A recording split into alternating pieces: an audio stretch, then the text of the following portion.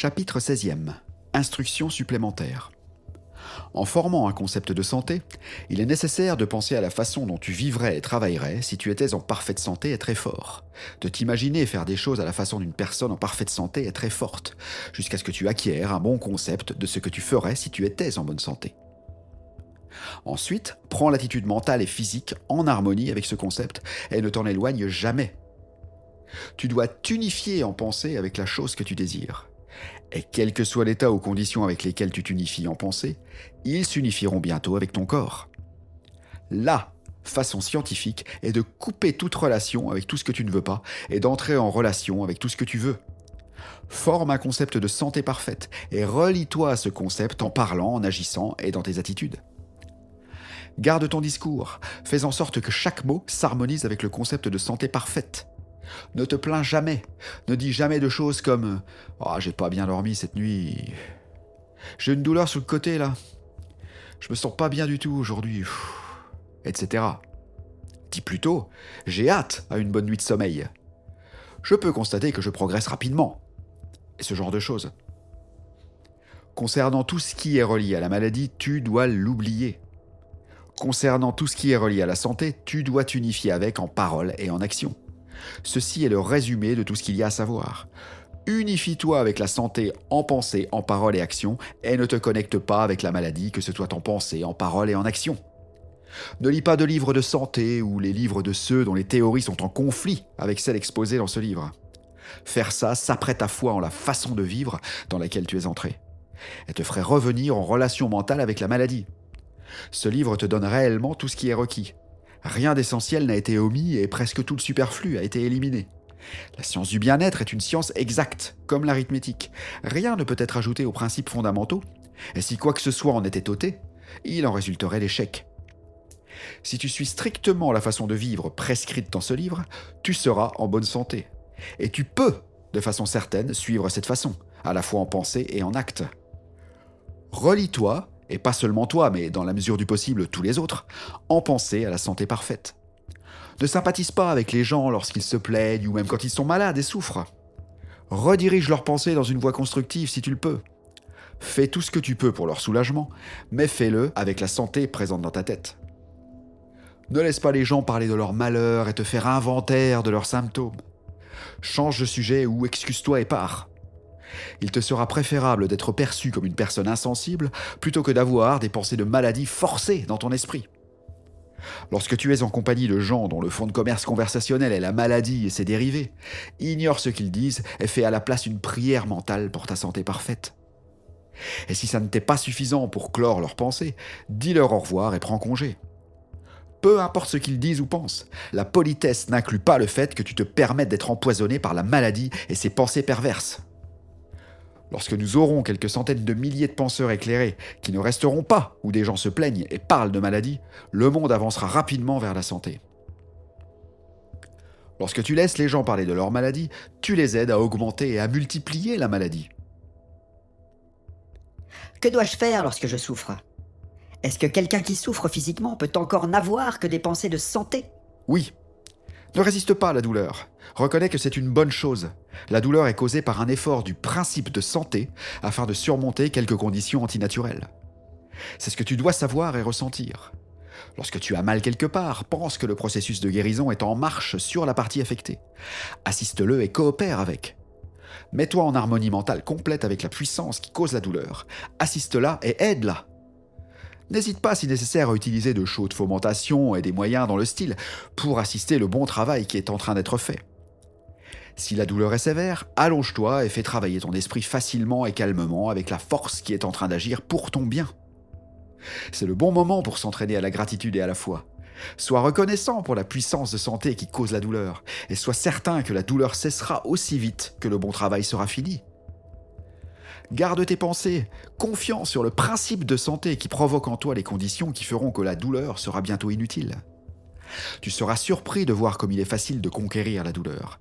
Et après avoir vécu quelque temps avec cette façon scientifique, les douleurs et maux te deviendront alors inconnues. Que dois-je faire lorsque je suis trop faible pour aller travailler?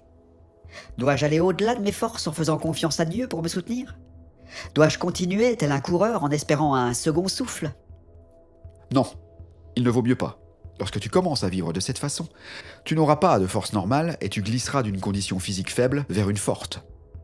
Si tu te relis mentalement avec la santé et la force et exécutes les fonctions volontaires de la vie d'une manière parfaitement saine, ta force augmentera de jour en jour. Mais parfois, il se peut qu'il y ait des jours où ta force est insuffisante pour faire le travail que tu souhaites accomplir.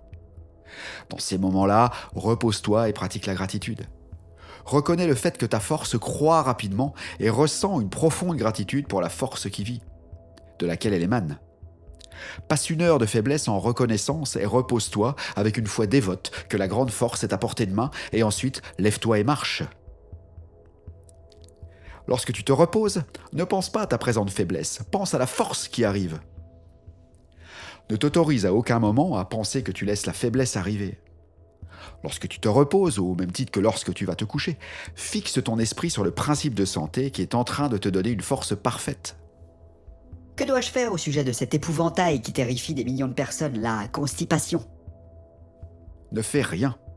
Lis Horace Fletcher et son abécédaire de notre nutrition, et reçois la force complète de son explication du fait que lorsque tu vis selon ces plans scientifiques, tu n'as ni besoin ni pouvoir d'évacuer tes intestins chaque jour, et qu'une fois tous les 3 jours ou une fois toutes les 3 semaines est bien suffisant pour la santé parfaite.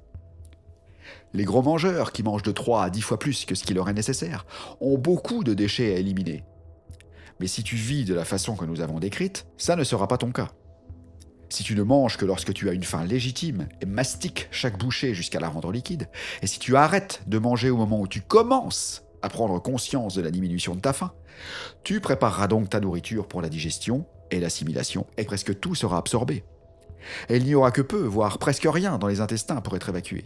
Si tu es capable de bannir complètement de ta mémoire tout ce que tu as pu lire dans les livres de santé et les publicités sur la constipation, il ne te sera pas du tout utile d'y penser. Le principe de santé y pourvoira. Mais si ton esprit a été gavé de pensées de peur concernant la constipation, il peut être bon que tu évacues le côlon avec de l'eau chaude. Bon, il n'est absolument pas nécessaire de faire ça, excepté pour alléger ton émancipation mentale à ce sujet. Ça peut en effet être utile. Et dès que tu t'aperçois que tu progresses correctement, et que tu as limité ta quantité de nourriture et que tu manges réellement de la façon scientifique, élimine la constipation de ton esprit pour toujours. Tu n'as rien de plus à faire. Fais confiance en ce principe en toi qui a le pouvoir de te donner la santé parfaite, que ta gratitude envers le principe de vie te permette de t'y relier et réjouis-toi. Qu'en est-il de l'exercice physique? Tout le monde y gagne à utiliser un peu tous ses muscles chaque jour. Et le meilleur moyen de le faire est de s'engager dans une forme de jeu ou d'amusement. Exerce-toi de façon naturelle comme une récréation et non pas comme une acrobatie dans le but d'améliorer ta santé. Fais du cheval ou du vélo, joue au tennis, au bowling, au ballon. Et des passe-temps comme le jardinage qui te prennent 1 heure par jour, en prenant du plaisir et en tirant profit. Il existe une multitude de façons de faire assez d'exercice pour garder un corps souple et une bonne circulation. Et ce, sans tomber dans le piège de faire de l'exercice pour être en bonne santé. Fais de l'exercice pour le plaisir ou ses avantages. Fais de l'exercice parce que tu es en trop bonne santé pour rester le derrière sur une chaise, et non pas parce que tu souhaites devenir en bonne santé ou le rester.